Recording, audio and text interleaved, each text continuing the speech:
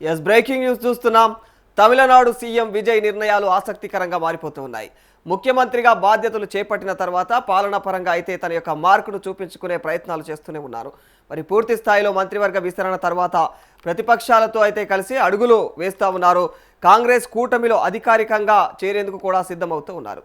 అటు డిఎంకే అన్నా డిఎంకే విజయ్ అడుగులకు అనుకూలంగానే ఇక వ్యూహాలు కూడా రచిస్తూ ఉన్నాయి. మరి ఇదే సమయంలో త్రిషాకు కీలకమైనటువంటి పదవి అప్పగించే విధంగా కూడా ప్రయత్నాలు సాగుతున్నట్లు టీవీకే నేతలు చెబుతున్నారు.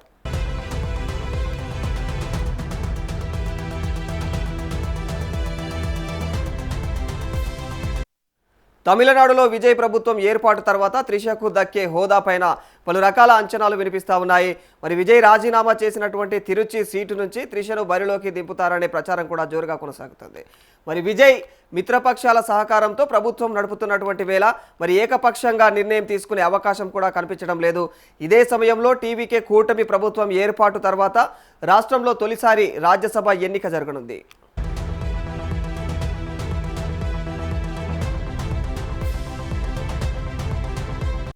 అన్నా డిఎంకే నేత షణ్ముగం రాజీనామాతో ఈ ఉప ఎన్నిక జరుగుతూ ఉంది. మరి అసెంబ్లీలో విజయ్కు 144 మంది ఎమ్మెల్యేల మద్దతు ఉండటంతో ఈ సీటు టీవీకే కూటమికే దక్కనుంది.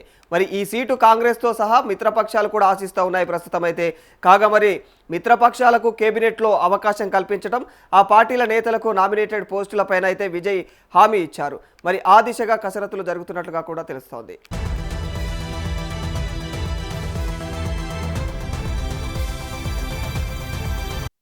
కాగా విజయ్ గెలుపు కోసం తెర వెనక తన వంతు పాత్ర పోషించినటువంటి సినీ నటి త్రిషకు రాజ్యసభ సీటు కేటాయిస్తారని చెప్పేసి కూడా పెద్ద ఎత్తున ప్రచారం సాగుతూ ఉంది. అయితే మరి ఈ సీటు కోసం విజయ్ పైన కాంగ్రెస్ ఇక ఏదైతే వీసీకే నేతలు కూడా ఒత్తిడి తెస్తూ ఉన్నారు. అటు రజనీకాంత్తో బీజేపీ ఇక స్టాలిన్ తన యొక్క సంఖ్యాబలంతో కూడా విజయ్ పైన గురిపెట్టారనే విశ్లేషణలు కూడా వినిపిస్తూ ఉన్నాయి. మరి బీజేపీ రజనీకాంత్ను రాజ్యసభకు నామినేట్ చేస్తుందనే ప్రచారం సాగుతోంది.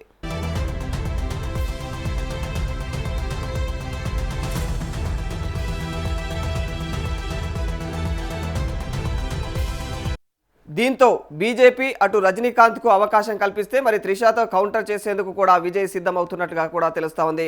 మరి బీజేపీ నిర్ణయాలకు అనుగుణంగా కౌంటర్ ప్లాన్ సిద్ధం చేయాలని చెప్పేసి విజయ్ భావిస్తూ ఉన్నట్టుగా కూడా కనిపిస్తోంది. మరి దీంతో మిత్రపక్షాలతో చర్చల తర్వాత కూడా విజయ్ రాజ్యసభ అభ్యర్థిపైన తుది నిర్ణయం తీసుకునే అవకాశం కనిపిస్తోంది.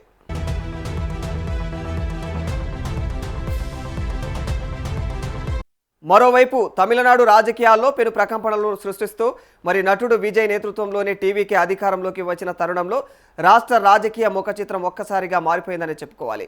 విజయ్ 2 స్థానాలు పెరంబూల్, తిరుచి ఈస్ట్ నుంచి గెలుపొంది తిరుచి ఈస్ట్ స్థానానికైతే రాజీనామా చేయడంతో అక్కడ ఉప ఎన్నిక అనివార్యమైపోయింది. ఇక మాజీ ముఖ్యమంత్రి ఇక డిఎంకే అధినేత ఎంకే స్టాలిన్ అక్కడి నుంచి పోటీ చేయబోతున్నారన్న ప్రచారం కూడా ఊపందుకుంది.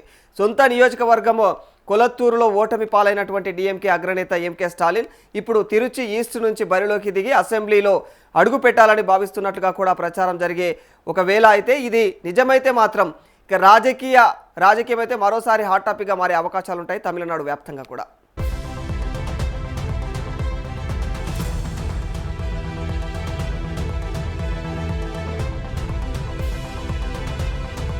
దశాబ్దాల రాజకీయ అనుభవం ఉండి మొదటిసారిగా అసెంబ్లీ ఎన్నికల్లో ఓడిపోవడం స్టాలిన్ పైన ప్రజల్లో ఒక రకమైనటువంటి సానుభూతిని కలిగించిందని కూడా రాజకీయ విశ్లేషకులు అభిప్రాయాలు వ్యక్తం చేస్తున్నారు. ముఖ్యంగా కొలత్తూరు ఓటమి తర్వాత ఆయన ప్రవర్తించినటువంటి తీరుపైన డిఎంకే శ్రేణుల్లో కొత్త ఉత్సాహం కనిపించింది. ఇదే సానుభూతిని ఓట్లుగా మలుచుకొని ఉప ఎన్నికలలో కూడా విజయ్ అభ్యర్థిని ఓడించడం ద్వారా అసలైనటువంటి నాయకుడు ఎవరనేది కూడా నిరూపించాలని డిఎంకే వ్యూహకర్తలు ప్రణాళికలు రచిస్తున్నట్టు తెలుస్తోంది.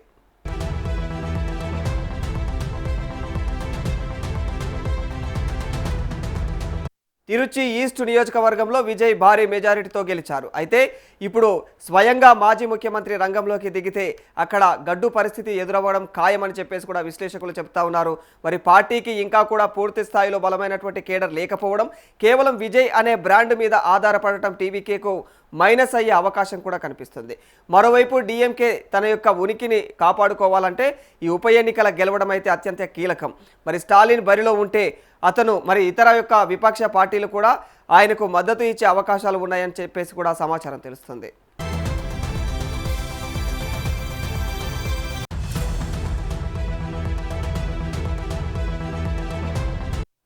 మొత్తానికి ఈ ఉప ఎన్నిక ఫలితం రాబోయే రాజకీయాలనైతే మార్చేస్తుందనే చెప్పుకోవాలి.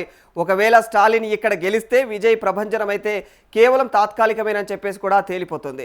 మరి 6 నెలల తర్వాత జరగబోయే ఈ యొక్క మహా సంగ్రామం ఇప్పుడు రెండు పార్టీలకు కూడా ప్రతిష్టాత్మకంగా మారింది.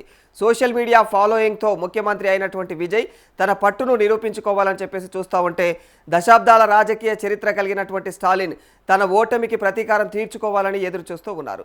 మరి తిరుచి ఈస్ట్ వేదికగా జరగబోయే ఈ యొక్క పోరు తమిళనాడు రాజకీయ చరిత్రలో ఒక కొత్త మలుపు కాబోతోంది.